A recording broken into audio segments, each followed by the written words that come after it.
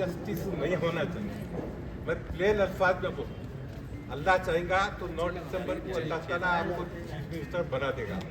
इंशाअल्लाह मतलब यह नहीं है कि आप इसको भूल लें।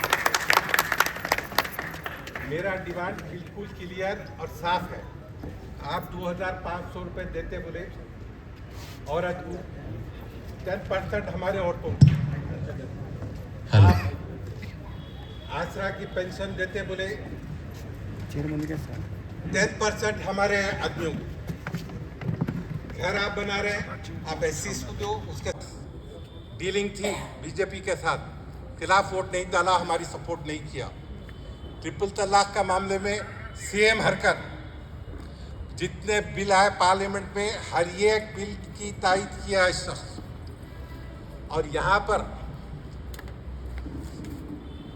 9 मसाजिद शहीद किए गए, 40 कॉलेजेस बंद किए गए। है ना, हमेशा 70 साल से यूपीएससी के अंदर एक हमारा मुसलमान रिप्रेजेंटेटिव रहता था, वो ख़त्म कर दिया गया। जितने यूनिवर्सिटीज़ है एक वाइस चांसलर देते थे, वो ख़त्म कर दिए। और इन्हों बोलते मैं घर दिया, ये दिया। अब लिस्ट तो दो कितनों को दिया हमारे आदमियों को। और ये एक पूरे वीकर सेक्शंस के साथ फ्रॉड है। मेरे भाई जितने एससीज के हैं यहाँ पर, आज दलित बंधु के नाम पे तुम लोगों में आपस में झगड़ा लगा दिया। एक को पैसे मिले तो 100 दुश्मन हो गए आपस के अंदर, एक दूसरे से मारने पीटने की नौबत। मैं भी गांव में रहता हूँ। तो ये बात है हमारे रेवंत रेड्डी साहब के ऊपर वाला आपको बना दे चीफ मिनिस्टर। लेकिन आपसे ये रिक्वेस्ट है मेरी कि हमारी मांग बहुत सिंपल है। हम गरीब हैं ये बहुत, इनके घर जाके देखो आपको पता चलेगा कितने गरीब हैं ये। तो इनके साथ जस्टिस, हमारी साफ डिमांड है कि आप 1000 घर बांट रहे हैं, 100 घर हमारे को दे दो। आप 2500 रुपये दे रहे हैं औरतों को, 1000 औरतों को, 100 हमारी औरतों को दे दो। जो भी चीज़ है हमको जो है ना, जो भी आप दे रहे हैं वेलफेयर स्कीम, हमको 10% की हमको हिस्सेदार रखो। और इसके लिए ट्रांसपेरेंसी होना, आप नाम छाप दो कि मैं इतों को दिया, इतों को दिया, इतों को दिया।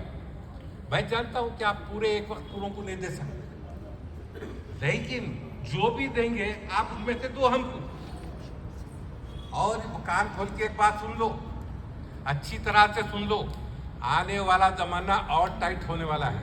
पार्लियामेंट में यूनिफॉर्म सिविल कोड और हर किस्म की वो चीज़ जिससे आपको हमको अजाब है वो बर्पा होने वाला है। अगर हम कांग्रेस को वोट डालते हैं, इसलिए डालते हैं कि वो हमको सपोर्ट करेगी रेवंत रेड्डी साहब, और आप हमको सपोर्ट करेंगे तो हम आपको सपोर्ट करेंगे, पक्का करेंगे। ये हमारे रोहित रेड्डी की कॉन्स्टिट्यूंसी है, इसको जिता के लाना आपका मेरा फरीजा है। उसके बाद इसका गला पकड़ लेंगे अगर नहीं हुआ तो। मैं सामने बोल रहा हूँ, मेरे बच्चे जैसा है ये, मेरे बच्चे जैसा है नहीं। तो आधी रात को हम पकड़ लेंगे इनको। लेकिन मुझको वोटिंग के वक्त 100% होना।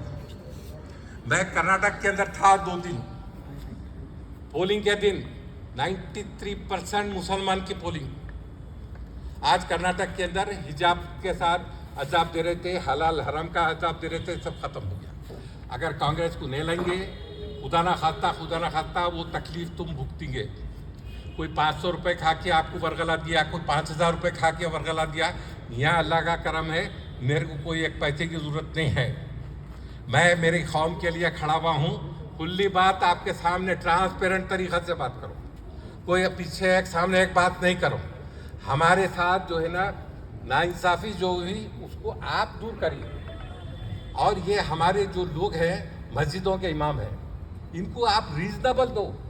मैं लाख रुपए नहीं मांगता, रीजनेबल दो उनको, 10,000 15,000 दो, रीजनेबल दो उनको। हमारे मौजूदों को दो, ये रीजनेबल दो। आप अब ये लोग ब्रेकफास्ट का ऐलान किए, हमारे मदरसे के बच्चों को भी खिलाओ। आप आउट ऑफ द वे जाओ बोल के नहीं कर रहा हमें, जो चीज़ आप कर रहे हैं उसमें से हमारा हिस्सा दो। मैं अब आगे जो है ना इससे ज़्यादा आपको बोलना नहीं चाहता। और ये जो हमारे साथ एससी भाई हमारे खड़े हुए हैं, एसटी भाई खड़े हुए हैं, ये तुम्हारे भाई हैं। तुम और वो दोनों मिलेंगे तो खूबत बनेगी। अगर वो अलग रहेंगे, तुम अलग रहेंगे, तो तुम्हारी भी खूबत नहीं बनेगी, इनकी भी खूबत नहीं बनेगी। ये कान खोल के सुन लो, हमको रहना यहाँ है, मरना यहाँ है। इज्जत से रहेंगे, इज्जत से मरेंगे इंशाअल्लाह ताला। अल्लाह ताला पे भरोसा करेंगे। ये बात का वादा करो। और आपस के अंदर, इस महल्ले के अंदर जितने हैं, जितनों को हो सकता है, क्योंकि मैं तो जाने वाला हूँ महल्ला महल्ला, लेकिन इसके बावजूद हो सकता है कि मैं पूरे लोगों से ना मिलूँ। आप लोगों पे पाबंदी है कि आप लोग इसकी सपोर्ट करो। इसलिए करो कि हमको कांग्रेस को मजबूत करना है।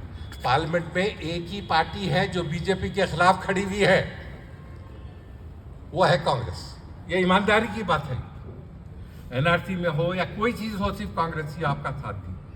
हल जज़ाउल एहसान इल्लल एहसान, आपका साथ वो दे रही, आप उनको सपोर्ट करो। इतनी बात आपसे कर रहा हूँ, इसके अलावा कोई बात मैं करने वाला नहीं। बहुत बहुत शुक्रिया आपका।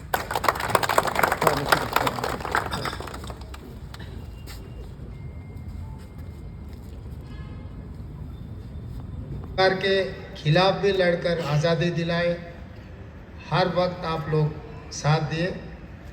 जो सरकार बनी, कोई भी सरकार हो, केसीआर 2 बार सरकार बनाया, मुख्यमंत्री बना बोले तो आप लोगों के दुआ से, आप लोगों के वोट से वो मुख्यमंत्री बने। हम कभी भी ये नहीं किए मुसलमान हमारे खिलाफ है, हम ये बात नहीं कहा। आप लोग ये उम्मीद किए, 10 साल कांग्रेस पार्टी 2004 से 2014 तक कांग्रेस पार्टी ने सरकार चलाई, जो हो सका उतना काम किए। जो 4% रिजर्वेशन हम ही ने दिए, माइनॉरिटी कॉरपोरेशन से आप लोगों को जितना भी लोन्स मिलते थे वो भी दिलाए। जो सेक्रेटेरिएट है, आप लोगों को मैं याद दिलाना चाहता हूँ, हमारे बड़े भाई शब्बीर अली जी मुख्यमंत्री ऑफिस के बगल में मस्जिद बनवाया था नमाज के लिए, क्योंकि सेक्रेटेरिएट में जितना भी माइनॉरिटी लोग हैं, नमाज पढ़ने के लिए एक अच्छा जगह बनाए। उससे पहले निज़ाम सरकार ने बनाया, सो भी मस्जिद वहीं था। आज केसीआर आने के बाद 4% को 12% 4 महीने में करने के लिए वादा किया। आगे सेक्युलर सब लोगों को साथ में लेकर चलाने के लिए वादा किए। आपको मेरे ख्याल से 2016 में म्यूनसिपल इलेक्शन जब हैदराबाद में आया था, दार सलाम में हमारे भाई 7 एमएलए को बिठा के बस्ती बस्ती में गाड़ी लगा के वहाँ ले जाके, इस म्यूनसिपल इलेक्शन में टीआरएस को वोट दे दो, आपको घर मिल जाएंगे बोल के हर एमएलए एक क्यों लाइन में जितने भी लोग हैं उतने लोगों को लेटर दिए। उसके बाद 2021 में यही बात हुई। तो आज के तारीख में आप लोग सोचो, इस देश में नरेंद्र मोदी जी प्रधानमंत्री बनने के बाद क्या हाल होगी, क्या चर्चा हो रही। ये चर्चा की वजह से अपने लिए कोई फ़ायदा है क्या? आपस में अगर मज़हब के नाम पे, भाषा के नाम पे और किसी के नाम पे हम लोग आपस में लड़ लिए तो कोई फ़ायदा है क्या? तो इसीलिए बीजेपी और नरेंद्र मोदी जी चुनाव जीतने के लिए ये ऐसा हरकतें कर रहे, जो वो पार्टी का पॉलिसी वैसी है, हराना है तो बीजेपी को हराना है। मगर यहाँ पर जो तेलंगाना में जो माहौल बन रहे, कर्नाटक में जो हुआ था इससे पहले वही, कर्नाटक में माइनॉरिटीज़ कांग्रेस छोड़कर अब जेडीएस को वोट दिए, भारतीय जनता पार्टी का 2 बार सरकार बनी, क्योंकि अपने वोट में, अपने हिस्सा में वो कटिंग करने में शुरू की। तो इसीलिए 2 बार भारतीय जनता पार्टी कर्नाटक में सरकार बनाए। वो होने के बाद कर्नाटक में हाल में ज़्यादा बोलने का ज़रूरी नहीं, आप लोगों को बहुत सारे रिश्तेदार हैं, क्योंकि हम हैदराबाद कर्नाटक में इतना अपने रिलेशंस है, क्योंकि गुलबर्गा जाने वाले, दरगाह में जाने वाले, कोडंगल बहुत लोग जाते हैं, मेरे घर पे रोकते चाय पानी के लिए भी, कम से कम कैसे पूछने के लिए, सलाम बोलने के लिए तो भी लोग आते जाते वहाँ आने जाने में। तो कर्नाटक का हाल देखने के बाद परसों 6 महीने पहले चुनाव आए थे, तब भी जेडीएस एमआईएम ये लोग चुनाव लड़े, इधर वोट देने के लिए भी बात कहा, मगर लोग वहाँ समझदारी से कांग्रेस पार्टी को वोट दिए, जिम्मेदारी से काम किए, सरकार कांग्रेस के बने। अब देश में एक माहौल बन गए, नरेंद्र मोदी जी को और भारतीय जनता पार्टी को हराना है तो हम लोग सब इकट्ठा होकर, हिंदू मुस्लिम सब इकट्ठा होकर, जो सेक्युलर पार्टी है कांग्रेस के साथ दिए तो कांग्रेस भी आपके साथ देंगे। आज सिद्धरामैया जी कैसे कैसे कदम उठा रहे हैं, मैं बोलने का ज़रूर नहीं, आप वाकिफ करो कर्नाटक में कैसे सरकार चला रहे, कौन से मुद्दा जब बीजेपी सत्ता में था उठाए, वो पूरा कैसे कैसे साफ करते हुए ये सेकुलर फैब्रिक को बचाने के लिए कोशिश कर रहे। और अभी तेलंगाना में बीआरएस को अभी 10 साल में हर वक्त आप मदद दिए, आपके ही मदद से वो चुनाव जीत लिए, मगर 4% 12% नहीं हुए। हैदराबाद शहर में 1 लाख घर दिए बोल रहे, बड़े साहब ने जो बात अच्छा किए, 1 लाख में बड़े साहब के हिसाब से एक्चुअल 12% मिलना, अगर 10% भी पकड़ लिए तो भी 10,000 घरा होना। मैं एक ही सवाल करना चाह रहा हूँ, जो बीआरएस को वोट दो बोल के जो बात आ रहे, कितने घरा मिले, ये पहले सवाल है। दूसरे, सेक्रेटेरिएट में जो मस्जिद आते शहीद करवा दिया, अंबरपेट में भी शहीद किए मस्जिदों, ये सरकार ने क्या कार्रवाई की है। छेवेल्ला में एक लड़की का क्या हाल हो गया आप लोगों को पता है। हर जगह में जो भी एनकाउंटर्स हुए, ये सब सारे हुए केसीआर आने के बाद। तो आज पार्लियामेंट में जितने भी आए बिल्स, वो किसान के खिलाफ काला कानून, 370 आर्टिकल, ट्रिपल तलाक, NRC, president election, vice president election, बिलों की छोड़ो, राष्ट्रपति उपराष्ट्रपति चुनाव में सीधा सीधा वोट दे दिए केसीआर ने। हम लोग 85 है, अगर वही जगह में अगर 150 रहा तो पार्लियामेंट में ये इतना सारे बिल लाने के लिए हिम्मत करते थे क्या मोदी जी। तो रीजनल पार्टी को जैसा जैसा वोट देते गए, अपने वोट काटने के वजह से बीजेपी ताकत वाले बन रहे, बीजेपी जैसा जैसा ताकत वाले बन रहे, सबको ख़त्म करते जा रहे। हर तरीका, नया नया तरीका ढूंढकर सबको तकलीफ देने के लिए कोशिश कर रहे।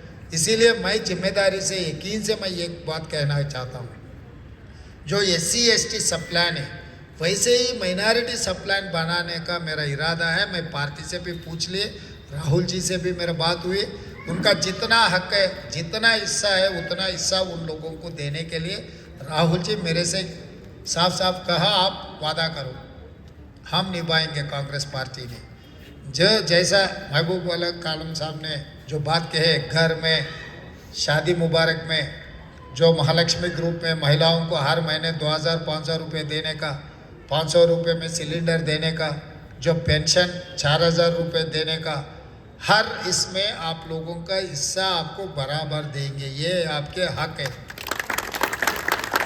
आपके हक आपको देने के लिए वो जिम्मेदारी कांग्रेस पार्टी PCC अध्यक्ष मैं उठाता हूँ। मैं आप लोगों को बड़े साहब के सामने मैं वादा कर रहा हूँ, आपके हक आपको देने के लिए हर वक्त हम कोशिश करेंगे। और मेरे बारे में भी बहुत सारे चर्चा हो रहे हैं। भाई मैं 20 साल से राजनीति में हूँ, 10 साल मैं कोडंगल का MLA था। आप लोग यहाँ से सीधा सीधा निकल के कोडंगल में जाओ, मेरा पार्टी में हैसो वाले को मत पूछो, दूसरे पार्टी में हैसो वाले को भी पूछो, रेवंत रेड्डी जी कैसा आदमी है, ये सेकुलर आदमी है क्या या नहीं है। मैं मलकाजगिरी से बगल में है, 4.5 साल से मैं MP हूँ, वहाँ जाके पूछो कोई दरगाह में, मस्जिद में और कहीं, रेवंत रेड्डी साहब कैसे है, कैसे सोचते, कैसे काम करते। तो इसीलिए मैं आप लोगों के मदद से यहाँ पर कांग्रेस पार्टी के सरकार बनाने के लिए मैं कोशिश कर रहा हूँ। आप लोग ये मत समझो हैदराबाद तेलंगाना में जीत लिए तो तेलंगाना में सरकार बन गई, ये नहीं है। तेलंगाना में सरकार बनाने का इतना ज़रूरी है, दिल्ली में सरकार बनाने का कुंजी यहीं है।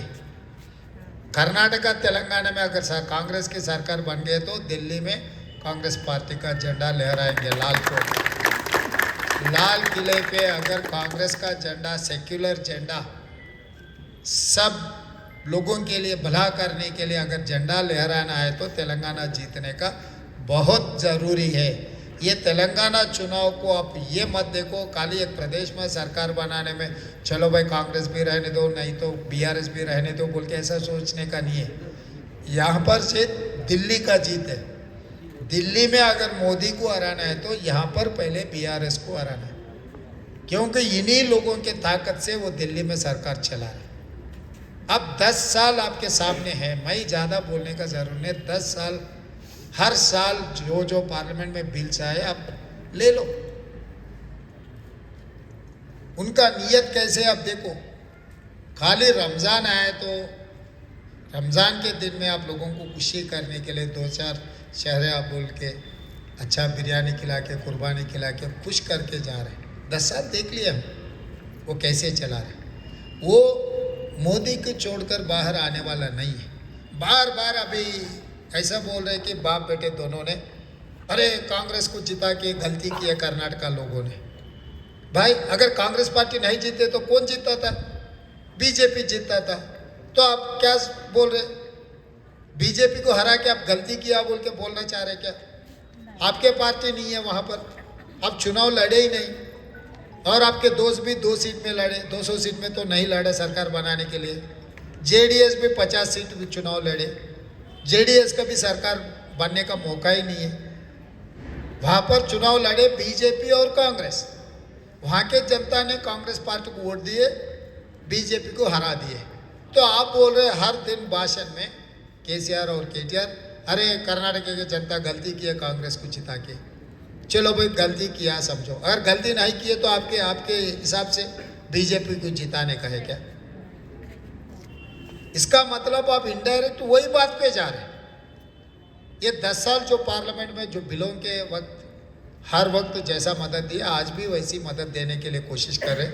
इसीलिए मेरे साथियों को शाम को मेरा एक ही गुजारिश है, एक ही वादा करना चाह रहा हूँ, आपका हिस्सा आपको मिलेंगे। मेरा जिम्मेदारी है, मेरा जिम्मेदारी से मैं काम करूँगा। आपका हिस्सा जितना है हिस्सा आपको बांट के देंगे। इस बार किसी हाल तेलंगाना में कांग्रेस पार्टी का सरकार बनाने का है। यहाँ पर आप सरकार बना के दिखाओ, हम दिल्ली में जिता के दिखाएंगे। क्योंकि कुंजी यहाँ ही है, ताला यहाँ ही खोलना है। ये कर्नाटक में कांग्रेस जीते तो पूरा हिंदुस्तान में चर्चा हो गई। कर्नाटका में तो 88% माइनॉरिटी, क्रिश्चियन माइनॉरिटी, मुस्लिम माइनॉरिटी, सेक्युलर लोगों का वोट कांग्रेस को मिले। इसीलिए एक तो 135 सीट जीतकर कोई उसको हला नहीं सकता। मजबूत सरकार बनाए। तेलंगाना में भी आप लोग दुआ मांगो आलमिया से, अच्छा हो जाएंगे, कामयाब हो जाएंगे। इतना ही मेरा 2 शब्द आप लोगों के सामने रखना चाहता हूँ। आपके दुआ से कांग्रेस पार्टी सरकार बनेंगे। कांग्रेस पार्टी सरकार बनने के बाद रोहिन रेड्डी मेरा छोटा भाई है, यहाँ के, मैं कहीं दूर के नहीं है, नारायणगुड़ा रेड्डी कॉलेज के बगल में। मैं 25 साल यहाँ था, यहाँ से अभी जुबलिंस गया। रोहिन रेड्डी भी इधर का ही है, नारायणगुड़ा के। उन्होंने भी आजकल वो बजारंज में रह रहे, मगर इधर ही आने वाले हैं। उसका किस्मत भी इधर ही लेकर आया। वो मांगा खैरताबाद के, वो नहीं मांगा, मगर हकीकत ऐसा लेकर आए कि अंबरपेट में आप लोगों के साथ में काम करने के लिए, आपके दुआ लेकर इस बार जिताने के लिए उनको जिता दो। रोहिन रेड्डी को अगर वोट दिए तो महबूब आलम खान को साहब को वोट दिए जैसा, मुझे वोट दिए जैसा हमारी जिम्मेदारी है। बड़े साहब ने पहले कह दिया वो मेरा बेटा जैसा। तो आधी रात को उनको उठा सकते हैं। हम लोग आपके साथ में काम करेंगे, आपके तरक्की के लिए। अच्छा, हम लोग सब तरक्की आगे लेकर जाने के लिए एक अच्छा माहौल बनाएंगे। और अलीम अस्करी साहब पहले से, उनके वालिद साहब के साथ मैं MLC काम किए, मेरा अच्छा दोस्त है। उनके वालिद साहब जो पहले नहीं समझता था, काउंसिल में उनका भाषण सुनकर मैं इतना, मतलब वो इतना तरीक़ा से बोलते थे। तो आज एक वक्त आया, हम लोग सब इकट्ठा हो जा रहे हैं। तो इसीलिए इस बार अब सेकुलर पार्टी को जिताने का है। सेकुलर पार्टी जीते तो ही ये देश बचेंगे, नहीं तो देश में अगर तीसरी बार अगर सरकार बने, कौन इस देश में रह सकता, कौन देश छोड़ना पड़ता, कोई किसी बोल भी नहीं सकते। इसीलिए हम लोग सब मिलकर अच्छा सरकार बनाने के लिए मदद दे दिया। शुक्रिया। बहुत बहुत शुक्रिया। एक बात याद रखो कि मैं इस जगह, इस घर के अंदर 70 साल से हूँ। मैं मुसलमानों के चढ़ाव और उतार देखा है। अब सुनो आप लोग, इस 70 साल के अंदर कोई भी सरकार इस तरीके का कत्ल नहीं की जिस तरीके से 5 मुसलमानों को आलेर के अंदर कत्ल किया। इनके हाथों में जंजीरा थे, इनके पाँव में बेड़ियाँ थी, और ये पुलिस की गाड़ी में थे, गोली मार के मारते। ये वायदा करे कि हम इसका इन्वेस्टिगेशन करेंगे, आज तक नहीं। मस्जिदां टूटते चले गए। और रेवंत रेड्डी साहब, ये मस्जिदां टूटने का किस्सा फुल स्टॉप होना चाहिए। अब आगे कोई मस्जिद नहीं टूटना है। अब मैं जो लोग एतराज करते हैं, मैं उनसे ये बात पूछना चाहता हूँ, मैं खुलेआम भी पूछने वाला हूँ कि क्या जवाब है बहैसियत मुसलमान उनको वोट डालने का जो मस्जिदों को शहीद करे। और सबसे बड़ा फ्रॉड प्ले किया गया कि सेक्रेटेरिएट की मस्जिद, 2 मसाजिद थे, शहीद कर दिए। और ये मस्जिद जो बना है ये सेक्रेटेरिएट की नहीं है, ये मिंट कंपाउंड की मस्जिद है। आप लोग जाओ, आंखों से देखो, मेरी बात पे भरोसा मत करो। तो इस माहौल के अंदर क्या जवाब है इनको वोट डालने का। मुसलमानों के वो बच्चों का खून, वो माँ बाप के पेट, उनके जिगर के छाले तुमको पुकार रहे हैं। ये बात याद रखो कि जब तक तुम एक नहीं हो जाओगे तुम कमज़ोर हो जाओगे। 500 रुपये लिया उसको वोट डाल दिया, 1000 रुपये लिया उसको वोट डाल दिया, नहीं, बिल्कुल नहीं। यहाँ पर रेवंत रेड्डी साहब से मैं बोला हूँ रेवंत रेड्डी को कि हमको 10% हम हिस्सेदार हैं आपके वेलफेयर स्कीम्स के, आपको देना ही पड़ेगा। 2500 दे रहे हैं, हमारी औरतों को 2500 देना ही पड़ेगा। आप 4000 रुपये आश्रय की देंगे पेंशन, हमारे उसमें से 10% हमारे लोगों को देना ही पड़ेगा। और ये मस्जिदों की जो खिदमत करते हैं ये लोग बहुत गरीब हैं, इनके लिए सब्सटेंशियल आप इंक्रीज करा दीजिए। ये 1000-2000 नहीं, सब्सटेंशियल दीजिए उनको। इसमें जो मंदिरों में पुजारियों को जैसा तनख्वाह दे रहे, मस्जिद के अलावा दरगाह में भी कुछ लोग काम कर रहे हैं। दरगाह वालों को भी देखभाल करना है, क्योंकि दरगाह में सब लोग जाते। मस्जिद में खाली मुसलमान लोग नमाज़ पढ़ने के लिए आते, दरगाह में तो हिंदू मुसलमान भी जा रहे, वो लोग भी गरीबी में ज़िंदगी गुजार रहे। दरगाह और मस्जिदों में भी जो तनख्वाह देने का है, सही तरीक़ा से आप लोगों को मदद करेंगे। वो बराबर एक कमेटी डालूंगा, बड़े साहब को उसमें रखूंगा, सबसे आपके राय सुनकर जो गवर्नमेंट पॉलिसी बनाए के आपको आगे एक एक्ट बना के आपके हक बनाएंगे। पर जब तक ये माइनॉरिटी का कुछ एक्ट नहीं बनाए तो आपका हक नहीं बनेंगे। हर बार कोई भी नया बदले तो फिर जाके पूछना वो दिए ना दिए, घुमाए, ये सब सारे हो जाएंगे। वक्फ का भी जुडिशियल पावर देना बोले तो सेंट्रल एक्ट में मानता हूँ, मगर स्टेट में तो रेजोल्यूशन पास करवा दे के आज के तारीख में 77,000 एकर्स वक्फ का प्रॉपर्टी थे तेलंगाना में, और मेरे ख्याल से 5,000 एकड़ भी बचे नहीं, सब सारे कब्जा में चले जा रहे। तो मंदिर का और वक्फ का प्रॉपर्टीज और चर्च का प्रॉपर्टीज बचाना अपना जिम्मेदारी है। अल्लाह मियाँ या भगवान या यीशु क्राइस्ट नहीं पूछ रहा बोल के सब कब्जा में गए तो ऐसा छोड़ने का नहीं है। इसके ऊपर भी एक स्पेसिफिक एक्ट लेकर आएंगे, वो भी बचा के रखेंगे। आगे आने वाले दिनों में अच्छा काम के लिए हम लोग साथ में मिलकर, साथ में जोड़कर काम करेंगे। आप लोगों से बहुत बहुत शुक्रिया कि खबर इसका कि आप लोग चाहे जो भी महाजिर है, आप लोग से गुजारिश है कि आप हमारे साथ रोटी खाएं, और इंशाअल्लाह ताला आप चीफ मिनिस्टर बनने के बाद आपको इसी जगह हम गुलपोशी देंगे इंशाअल्लाह,